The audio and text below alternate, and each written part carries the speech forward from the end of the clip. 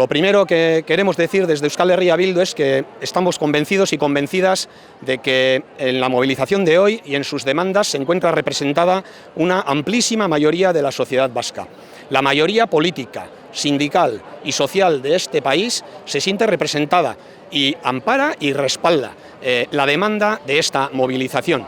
No al genocidio contra el pueblo de Palestina, no a la guerra y sí a la paz, al derecho internacional y a los derechos humanos.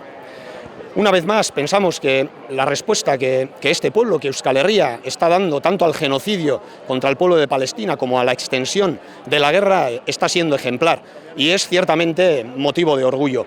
Estamos convencidos de que este pueblo, una vez más, se ha situado del lado correcto de la historia.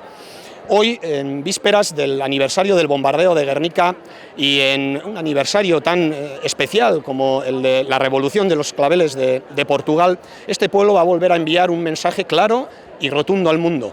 No al genocidio, no a la guerra, no al imperialismo, no al autoritarismo y sí a la paz. Sí al derecho internacional, sí a la resolución dialogada y política de los conflictos y, sobre todo, sí a la soberanía y al derecho de autodeterminación de los pueblos, porque sus guerras las terminamos pagando los pueblos y las mayorías sociales y trabajadoras, y porque no estamos dispuestos y dispuestas a aceptarlo. Este pueblo, el pueblo vasco, va a volver a demostrar una vez más que es un pueblo digno y solidario, que no ampara genocidios y no se arrodilla ante criminales de guerra.